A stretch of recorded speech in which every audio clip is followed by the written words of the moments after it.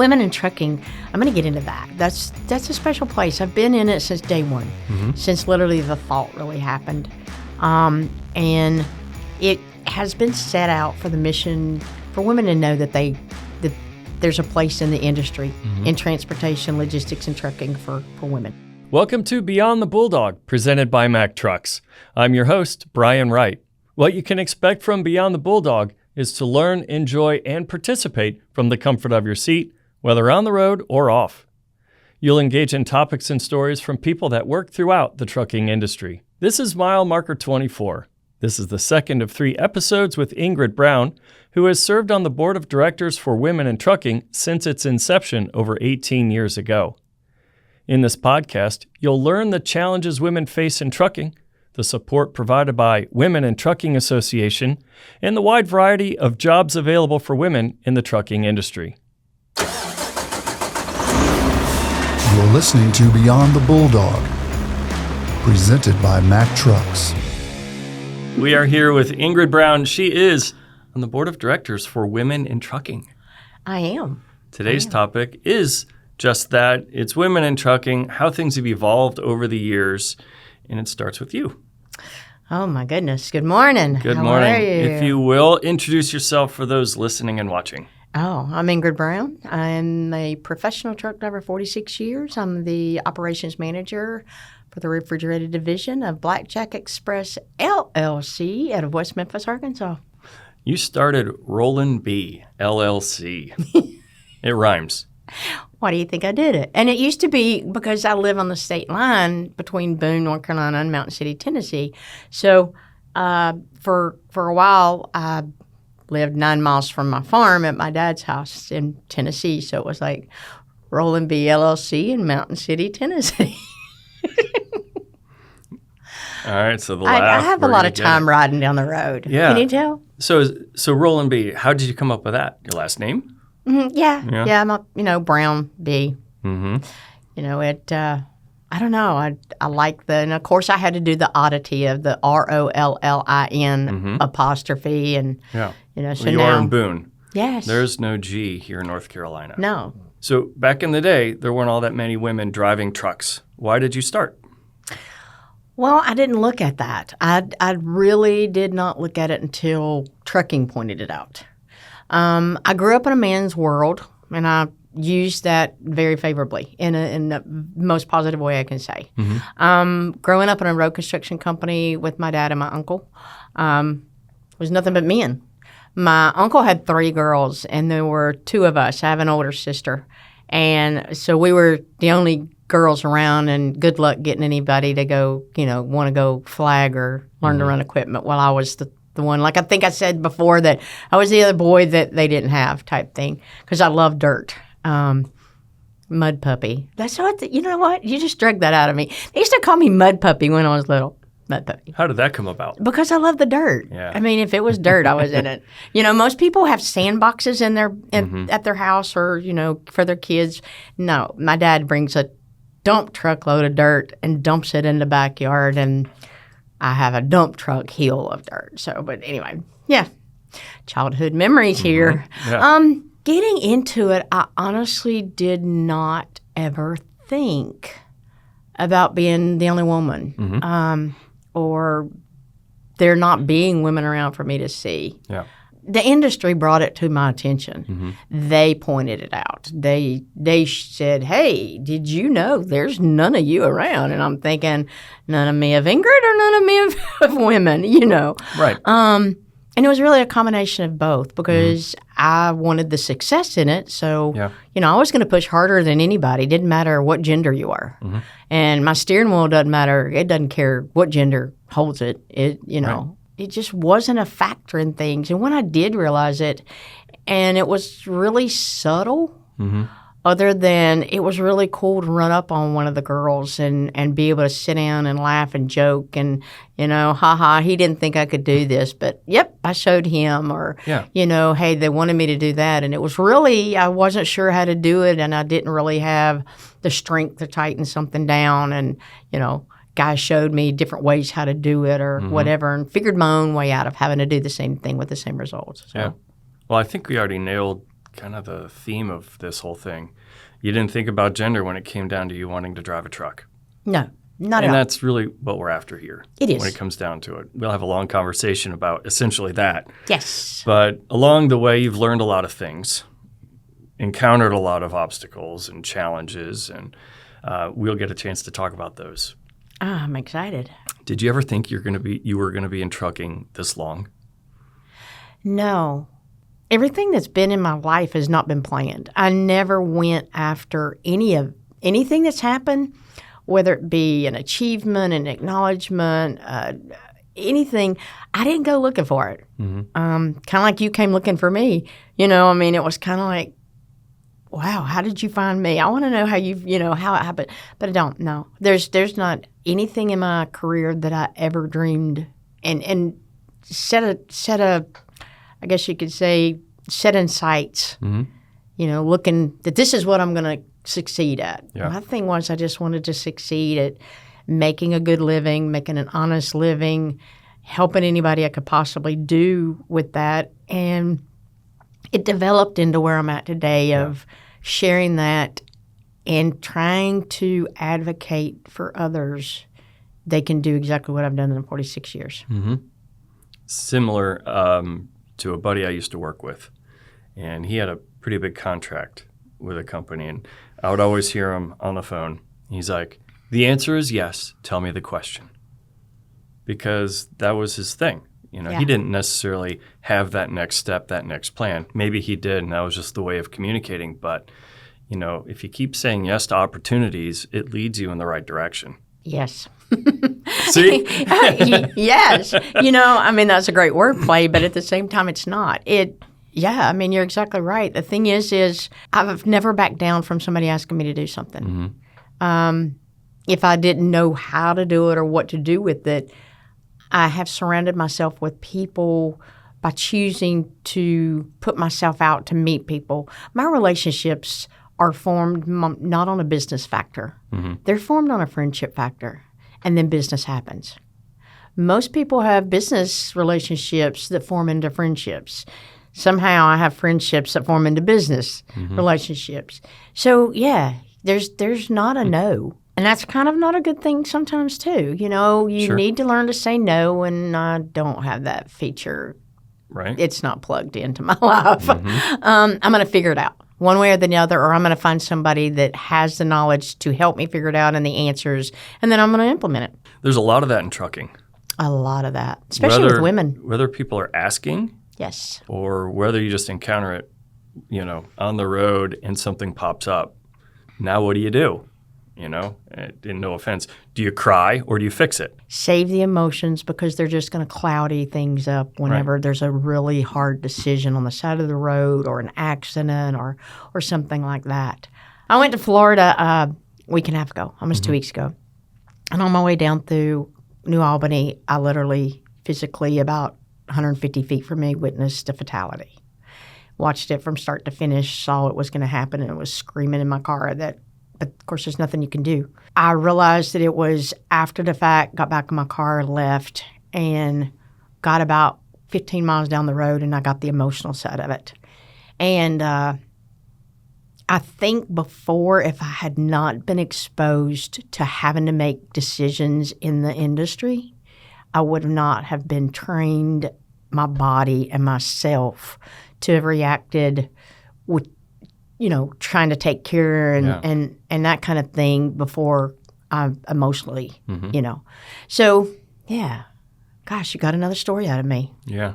It goes right back to what you were saying of how do you deal with situations, whether you're on the side of the road or whether you're whatever, is you find how you have to face the situation first. Yeah. Then you learn to deal with it. I don't think you can pre-plan to deal with anything like that. I think that's probably one of the differences between guys and girls on the road. The maternal instinct, especially if you have kids, that's got to be tough. As it is for a guy, tough. You think of, I'm gonna be a truck driver. I'm gonna go see the world behind the wheel, see landscapes, make some money, travel, it's kind of a fairy tale. But there's the other side of it too, right? Oh, yeah. You're by yourself. Yes. Extroverts may not do really, really well unless they can surround themselves with conversations and stuff. If you've got a family or all of your family's in one town and now you're not a part of that infrastructure, that can be difficult too. Yeah, because that It's the other family side. is going to go on. Mhm. I mean, that family can't stop. Yeah. That family can't hold up because you're not there and you're driving a truck. You think, well, my brother's birthday, and they're planning a party, and if you're running long haul, you can't, because look at life. Something's happening every week. I mean, life happens so fast. Yeah. But there's so many important things that happen that truckers miss. And we touched on a lot of that, but you said something just now that's really, really important. And that's drivers are by themselves so much. They're with themselves so much. And that becomes,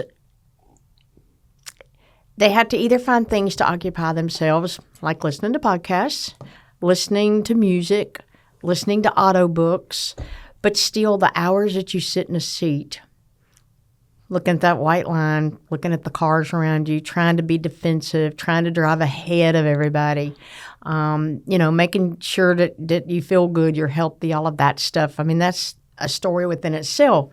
But you think of the hours that they sit. You think of the things that are going on at home, whether it be joyful or it be sadness. And there is also people want to, too many times, emotions, mental health awareness are really kind of swept under the rug. And it starts with the drivers. The drivers have to realize it's okay to talk about it. We talked about dispatchers yesterday, and I think dispatchers should be therapists because I hear so many dispatchers talk about, I know with my drivers, hey, you sound a little off today or whatever. I call my life as, I'm single and have been for years and always by myself more so than anything. And I always say I'm not a lonely person.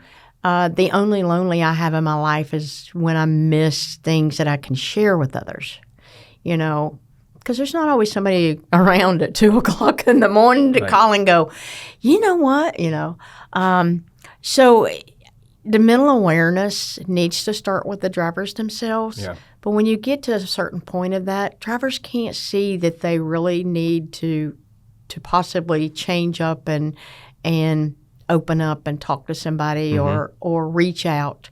And from there, a lot of times it goes south really quick. Yeah. So that's something real quick to touch on right there is that's anybody, and it's hard for a woman, especially with kids. Yeah. That mother side is sitting there riding down the road thinking about your kids or your grandkids. That's a strong topic right there. If it's not taken care of, you can get into the fight or flight, right? And it happens every day. I'm sure it does. You see it happen every day, and that's a big thing. And we can say it all we want, but I think until people realize and we say it enough and loud enough that, hey, it's okay for you to be a little off kilter or a whole lot off kilter. Yeah. The thing is, you just got to accept it and know that it's okay. Yeah. There's always somebody there. I guess the analogy would be that, your truck's got a flat tire. You got to take care of it. Exactly. If you have something to talk about, you need to take care of it, not ignore it. Yeah. Yeah. Yeah. Huh. That was pretty cool. You like that? You can use it. Okay. All right. I'll use that. Today we highlight Project K9 Hero and their mission to serve those who protected our families, our communities, and our America. Project K9 Hero works to ensure the best quality of life for our nation's retired police and military working canines by providing assistance with medical costs, prescription food, rehabilitation, rehoming, and end-of-duty services. Since 2016, Project K9 Hero has cared for and supported over 350 retired service dogs, honoring their life-saving work and allowing them to live their best lives after serving our country. And now, Project K9 Hero is embarking on a new campaign to build a rehabilitation and rehoming center to help even more dogs after their military and police service. To learn more and to show your love to these American heroes, visit projectk9hero.org. That's project, the letter K, the number 9, hero.org. Join us as we support these canine heroes who have given so much to America. We are here with Ingrid Brown, professional driver, operations manager at Blackjack Express, and of course, board of directors with Women in Trucking. What are some of the roles that you've had in trucking? You know, I've been in a lot of arenas, you can say, in the industry, of everything from FMCSA to the Women in Trucking to working with the St. Christopher's Fund to being a TA Petro Citizen Driver Honoree. And a lot of those things, people listening may not know what they are, but they're really easy to find, you know, and learn what they do and how you get those. Those aren't self-nominated. Those aren't, you know, anything like that. Like I said before, it's stuff that just comes up. Women in Trucking, I'm going to get into that. That's a special place. I've been in it since day one, since literally the thought really happened. It has been set out for the mission for women to know that there's a place in the industry in transportation, logistics, and trucking for women. And it's a support. It has just grown to the point of women drivers and of back office CEOs. It doesn't matter what you do. Mechanics. Mechanics has become a huge part. Women in Trucking is now the largest organization for women, an association for women that has a support, has the mentorship, has conferences, has foundation for scholarships, has educational. We have an educational trailer called Whitney that has a simulator in it that, you know, goes to everywhere, covers the whole country. We do Girl Scout badges to teach Girl Scouts that, hey, this is what, you know, driving a truck is. This is what being a woman in driving a truck is. And this is what you can do driving a truck. So they get to, you know, witness the Whitney trailer. And every bit of it's done voluntarily. The board, as well, is a volunteer board. The image team, which was created in 2015, we had a driver committee from like 2009 to 2013 prior to that. But the image team started out with 5 inaugural. This is where nominations are done. You have to write essays. You have to be interviewed. There's a panel you go in front of. These aren't things that are taken lightly. Nothing is taken lightly. And then they chose the first 5 inaugural to represent, be a face, talk to media, do government ride-alongs, go to schools, go to trade schools, you know, be the mentors. And it's expanded. I think there's maybe 18 of us now that's been added. Amazing ladies from every walk of life. Every size company, from independents to owner-operators to, you know, Walmarts, J.B. Hunt's, Snyder's, you know, the whole 9 yards. It is a place that I never dreamed that there would be before it started in 2007. Why is that? Because I didn't think that we would be in the numbers to have something like this. Because even up until first of the 2000s, we were still only about 3 or 4% in the industry. And now we're at like 9.7. Some places say 12. I'm going to disagree with that. I'm going to say that Let's say over 10. Yeah, we're right there around the 10 mark. But I never dreamed that there would be enough. You always hope. You always wish. You always want more. You know, you got to have your girl time. You know, you got to talk about the guys and you got to complain about, you know, what's going on. I mean, it's the girl thing. We all know that. What do women do when one goes to the bathroom and you're sitting at a table? Exactly. Everybody goes to the bathroom. So, you know, it's just. Is that why? Because so we could talk. I mean, come on, you know, and you got to have somebody check to see if the back of your hairs looks good. But anyway, it is. It's that support system is huge, and getting the word out that what we do is available to anybody, and we're there to show you what and how you can do it. So the mission was strong. It has been strong. It's there's a lot in it, though. There's a lot in putting something like this together and keep it going. Right. Well, it's fueled by people with the passion. That's 100% what it's about. Mm-hmm. And it's mentorship. We talked a little bit about that yesterday about, opportunities in the trucking industry. And mentorship can help someone starting kind of deal with the challenges and help guide them through. I guess that's really, in essence, what this is about. Yeah. Think about this. And a lot of people don't even know it. You go in a truck stop, there's no clothes for women. You go in and there's underwear hanging there for men, and there's socks, and there's shaving cream and shaving kits and, pants and shirts and stuff like that. None for us. Yeah. So, there's obstacles in certain ways that maybe sound petty, but it's not petty. Sure. Flatbed girls get out and hey, they may need to grab a shirt. Well, you're going to be wearing the guy's stuff until you can get somewhere that you can. Essentials, necessities, toiletries, that kind of thing is so limited in a truck stop. So many Walmarts won't let us park in their parking lots anymore, which is a city code. It's not a Walmart code. So you're not going to go to Walmart and just go shopping so easily. Plus, your time frame may not allow it. So overcoming those obstacles through mentorship, because somebody has encountered it somewhere for somebody to answer how do you face that. Yeah.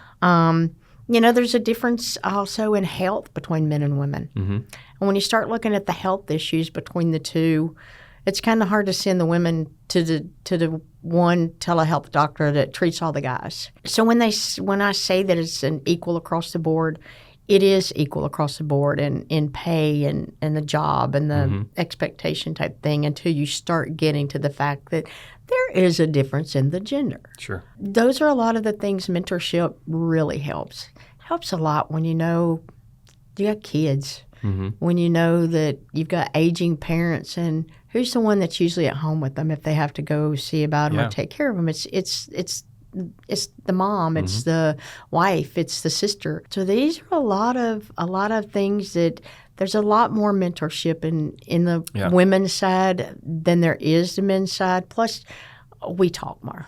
I mean, not you would notice that about me, but we talk more, and we're more open, and then we're more comfortable talking about a problem rather than trying to isolate ourselves and that kind of thing. We're vocal, where guys want to isolate and stay in there within themselves. And that's the thing is understanding either way is okay. So the next question I had was, what are some inherent strengths? And I think communication is one of those. Huge. When you look at a company with diversity, however you want to define that, you have different perspectives, and collectively, you're a whole. Kind of like what America is, the melting pot, right? Same kind of thing in trucking when you have, or businesses in general, when you have different opinions. And, when you have women truckers communicating with men truckers, you might come across something that is looked at differently. Might be a way to be more efficient. Well, you put all that together and you come up, and that's when you have the greatest brainstorms. I've been in committee meetings and even with FMCSA, sitting down and having conversations. Our brains work different. We think of things that we think may be more important and what y'all think that may be more important and vice versa. So it's a great thing to be able to pull out both sides, and that's where it comes to we're wired different. We may be able to operate somewhat the same, but we're wired different. There's a lot of things when you're talking to a company that women have to ask different than a man. A lot of personal stuff. Hey, I don't feel good sometimes once a month. What am I allowed to do? If I can't drive for a day, what's your expectations, or what do you allow? What's your allowance on that? And we all know that's a health thing. Right. And, I know I'm getting personal here, but hey, that's what it's about. If you don't know and you don't address this stuff, right, this is where the problems come about. Really bad. Yeah. Because either somebody's going to say, I got to work through this and I don't like it and I'm quitting. Right. I'm not doing this. I am not Right. doing this. If you can't work with me to understand, guys also have stuff at home that they've got to see about that the wife can't take care of. So, I mean, it's a give and take on both sides. But communication, find out these things before, and don't be afraid to ask. Yeah. I mean, I just had the conversation on a podcast that everybody can listen to. So there you go, girls. You can thank me later. So outside of some of the inconveniences, right? Truck stop has, guys' clothes per se, and obviously there's some health differences between men and women. When it comes specifically to driving a truck, securing a load, the work itself, what are some of the challenges? I think the biggest one is that trucks are built, especially interior, for one size fits all. Mm-hmm. I'm 5'2". I don't like to ride with air in the seat, but I have to at some point because the way the seat sits and fits. I'm one that I can let the air out, and I need a phone book that they don't make anymore, so I'm really out of luck. The old saying, and you used to hear about people saying they put blocks on the fuel pedals. That's true. Mm-hmm. I mean, you got to figure back when I started, there weren't even women's showers. You either knew somebody at the truck stop that would watch the door, or you either decided that person looked trustworthy enough to watch the door. So look how far we've come with all of that. Equipment-wise, it's really evolving. I'm one that's so open with every OEM because every OEM has something that every one of them should have for accommodating, whether it be able to reach a switch at arm's length, whether I got 5'2" nothing arms, or somebody that's 6'6" and has, gorilla arms, Right. or it's like we were talking, my microwave is above my head now in my new Pete, and it's like, hello, type thing. Things like that. When it comes to securing loads, you find your niche. I hauled cows. I used to haul cows. I have to load cows and unload cows different than the guys can. I fit in smaller places to hide and that kind of stuff, but at the same time, I'm still not big enough to clear a fence like they do. I either have to go under or scramble through. You go to flatbeds and stuff. I had a flatbed for 7 years. You find, longer your extension bar is that you use, you can tighten stuff down, using your cheater pipe. I think I mentioned about getting stuck on top of a load. We'll talk about that later because I kicked my ladder down. There's things that you have. That was one. There's ways you have to find how to do it. Well, here's another thing. You have to work with somebody that's already gone through it, experienced it. So I'm going to another 5'2" or nothing woman and find out, okay, I know you did this. How are you getting this done? And teach me. Yeah. And now with social media, there's so many ways to get answers. Google is – I don't Google anything. I guess now I've got so many people that I do know or I have connections with that I can just put it out and say, hey, I got this problem. Can you help me out? Type thing. And I still ask questions today. It doesn't matter what that type is, especially on equipment and stuff. From rattles to whatever. When it comes to me flipping my hood, that's definitely – that would probably win the $10,000 blooper videos if you just watch me one time flip a hood. But I know how I have to do it to have no problems with it. Yeah. When I put my hood down, I literally go to the front, take the handle, and I ride the hood up, and my feet are about a foot off the ground, and then I slide down the front of the truck. Yeah. It's no big deal. Right. I mean, everybody else is like, they're like, I do this all the time, but you have to find your own way to do stuff. Yeah. We do the live tour here, and we'll do the Anthem, the Granite, the New Pioneer, and the MD. Well, the Class 8 trucks, a lot of them have the assist. So opening by pulling the Bulldog isn't all that difficult. But on the MD, there's no assist. And it's a pretty heavy thing. So you've got the opening in the bumper, so you have to use a little leverage on that. And I'll remember, doing a tour and having to open the hood on the MD. And they're like, how much force did you need to open the hood? It's not a lot. You just need leverage. Right. But the other ones, you can almost do it one hand. Smiling, and that kind of thing. So it's the whole thing when you open a hood with leverage is you just have to put your butt in it. You really do. You just literally lean and have go. You gotta. That's the only way you're gonna do it. Yeah, because it's not going to be pretty. Right. You just got to get it done. But you look at those models, and we were talking about the Anthem. That the first time I saw it was 17 when they built Zach Brown. That one. Wasn't that the Anthem? Was that a hair? It was an Anthem. That was an Anthem, yeah. I got to see it at the NACV show, and then I'm good friends with Zach's bus driver, Kevin, and he gave me all the details of what all that was. But then I saw one on the floor without all the custom stuff. And looking at that and looking at where you have come with, like, now getting to see the Pioneer, is the interiors are awesome. The interiors are like, okay, I want to take this out. I want to take it with me. Can I have this? The answer is yes. Of course you can. But that's the thing. If it doesn't continue to progress forward, the drivers are being left behind on accommodations, necessities, even to pulling a hood. So, that's one thing that drivers need to check into too. I mean, is this equipment going to fit you? Right. Is this equipment going to accommodate what you want for a living space? Is this equipment going to work for you as far as working a trailer? Are the doors going to work, even if you have to swing doors? And for everybody who thinks swinging doors is easy, some doors are a little heavy. I'm just kidding. Right. I mean, they are. But I'm just saying is, you have to look at that kind of stuff. And there's so much to all of this. And I think talking about it brings it to mind. Yeah. Brings it to mind. All right. So outside of the truck. Yes. Women in trucking. It's not just driving a truck. It's not just that. But there's so many different roles.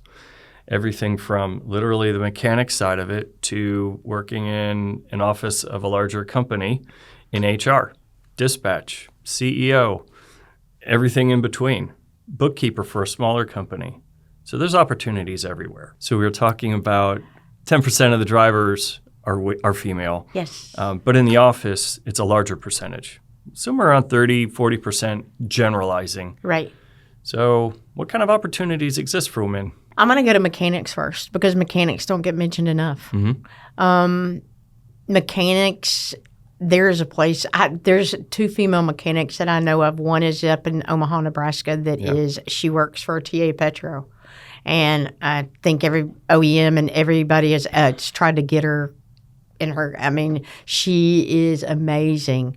I know another lady that is on the other side of Nebraska. They both are in Nebraska. That can rebuild. So the opportunity, again, women can do this. And these girls had to figure out their own niche of the heavy, the heavy part of it. Yeah. Then you go in and you start looking at safety's a big area. Safety departments are huge because the safety department's what's going to keep a company open. Payroll, CEOs, dispatchers, listen, you can shut all them down if you want to.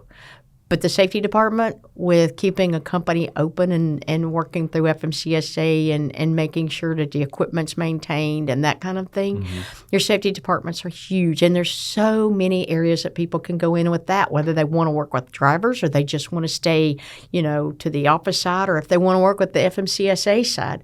So there's a lot of areas with that. Then, of course, you go to your dispatchers. You go to, you can even go to the broker side on all of this. There's a lot of brokers. And, brokers have really become a part of the industry to where they weren't when I first started.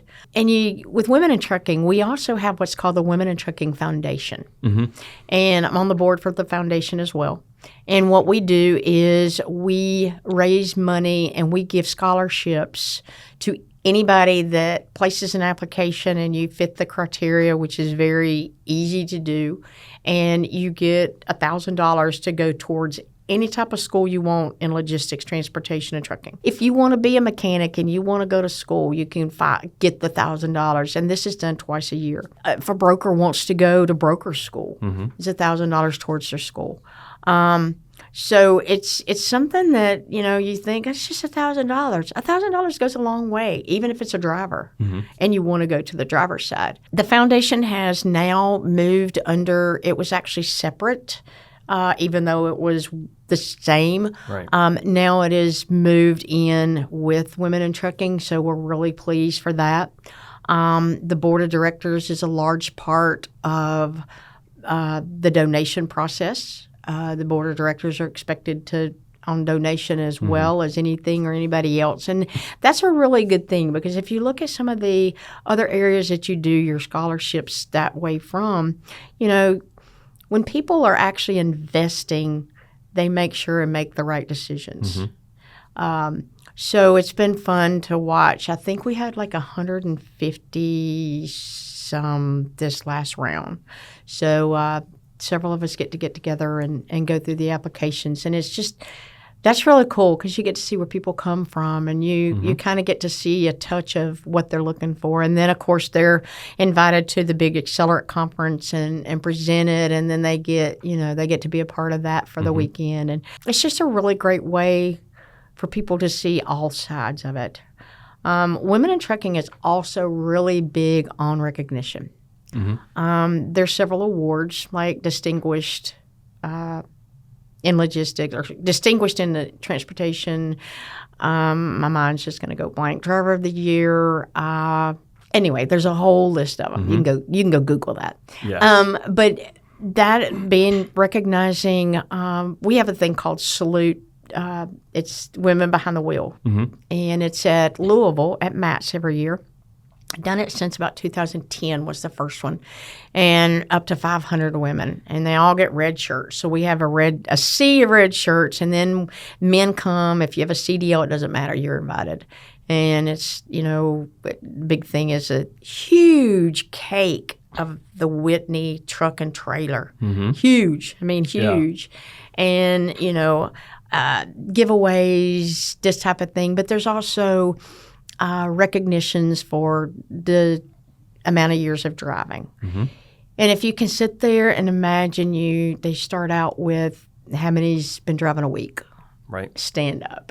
And it goes all the way up to the longest. And we have one lady, Candy Bass, that she's hit 51, 52 years. She's 81 and still driving. Oh, wow. Yeah. Yes. Candy is amazing. So you got to Google Candy too. Yeah. Sweetest lady you'll ever meet. Still at it. So, I mean, the diversity in that is just amazing. So many areas. Many areas. Well, it brought us together. Lindsay Markley, Women in Trucking. Absolutely. So this conversation would not happen without that. Absolutely. Yeah, Lindsay and I were at the North Carolina Women in Trucking Summit in Wilmington. Yeah.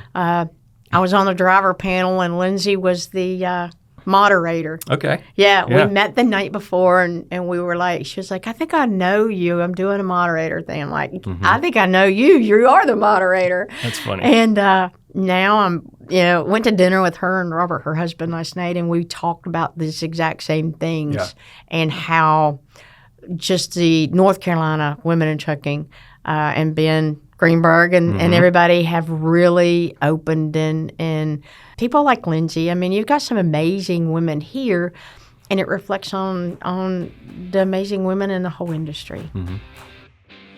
This Week in History. This Week in History takes us to October 20th. It's World Statistics Day. Let's break out some statistics about trucking, transportation, and our workforce. 1.86 million companies operate a semi-truck, straight truck, or other hazmat truck. There are over 3.5 million heavy-duty truck drivers throughout the U.S. Of those truck drivers, 283,000, or 8%, are women. Over 70% of the nation's freight is moved by truck. That's over 11 billion tons of goods. Additionally, trucking represents over $900 billion in revenue. Our trucks travel over 300 billion miles per year. That's 630,000 times to the moon and back. 8.4 million people are employed through jobs that relate to trucking. Of that, women make up around 40% of the supply chain logistics industry. This has been This Week in History.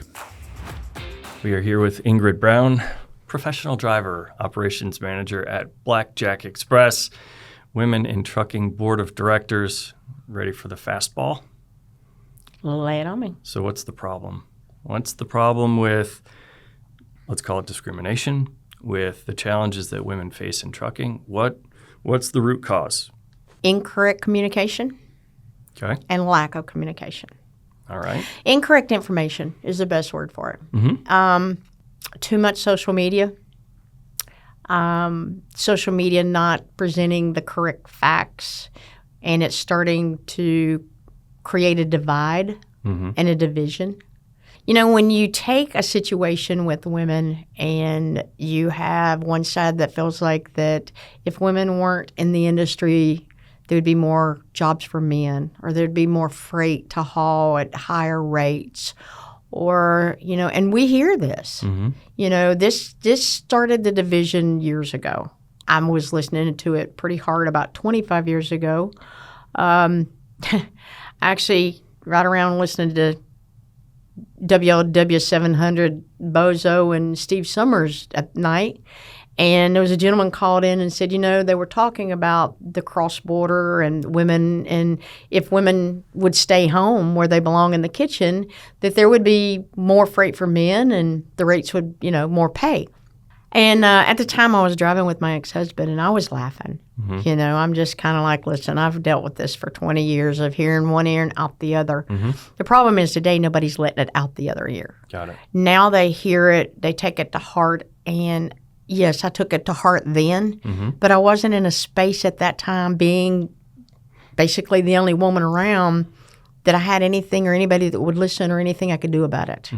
Today we do have that. We can make choices. I ended up that night and called into the radio station and I said, hey, tell that guy that if he wants to put his money where his mouth is, I'll meet him at Dallas Truck Show in August, 8 weeks later, and we'll cut the tops out of 2 milk jugs, and everybody can put $1 in for who they think's going to win, and we'll set up a driving competition in the parking lot after the truck show, and we'll donate the money to Special Olympics. So the next day, didn't hear anything, and I thought, he texted me up on, I'm going to have it ready.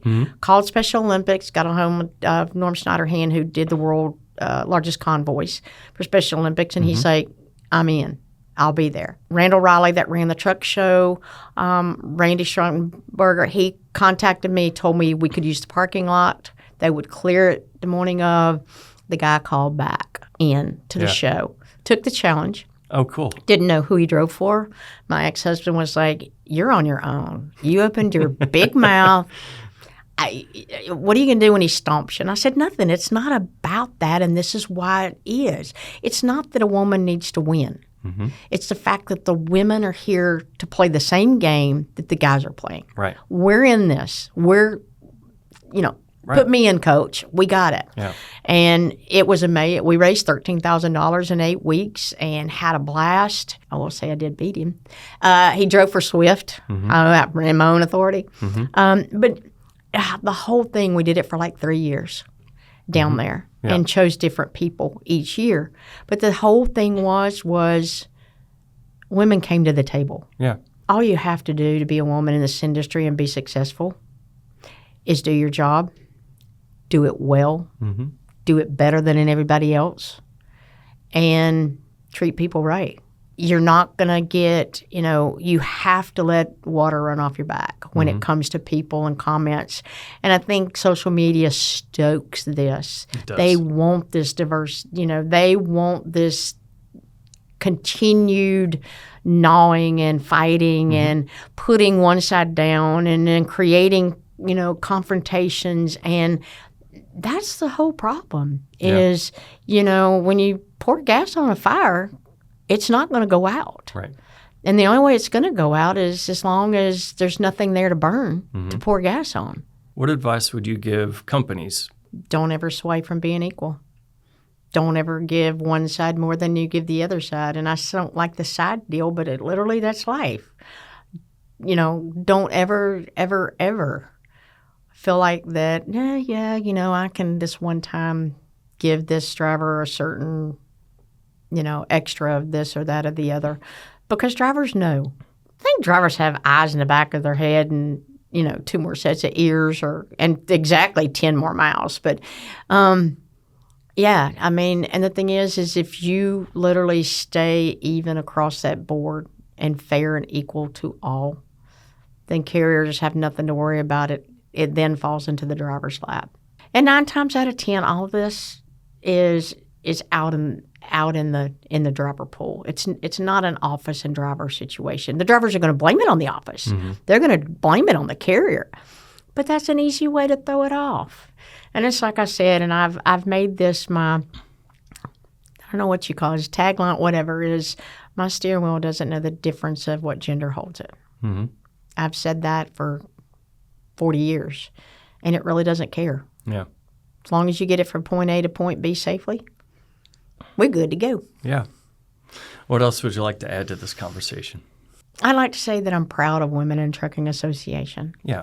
I'm really proud to be a part of it, but I'm more proud for the fact that there are people in the industry with like minds enough that can agree to disagree on situations, but take a stance to make things better, improve, get correct information out, and support, mentor, and provide. I think it's an amazing association. There's not an area that they really aren't a part of supporting. And I think it's something that anybody in the industry, it doesn't matter, logistics, supply chain, transportation, trucking, the whole 9 yards. I don't care if you drive a bus. I don't care if you drive a train. I always wanted to drive a train. Mm-hmm. Never mind. Sorry, squirrel. I'm proud of what they have done, and I'm proud to have been a part of that. But I'm proud that they're a part of the industry. They make a big difference. Thank you for joining us today. Thanks for having me today. Thank you for tuning into Beyond the Bulldog with Ingrid Brown, Board of Directors of Women in Trucking. Our podcast is centered around providing stories and content that keep you entertained and informed. Let us know what you think about this week's podcast and share ideas about what you want to hear and who you think would be a great guest. Please leave your suggestions in the comments section below. Thanks for listening. Don't forget to like and subscribe and make sure to follow the Bulldog.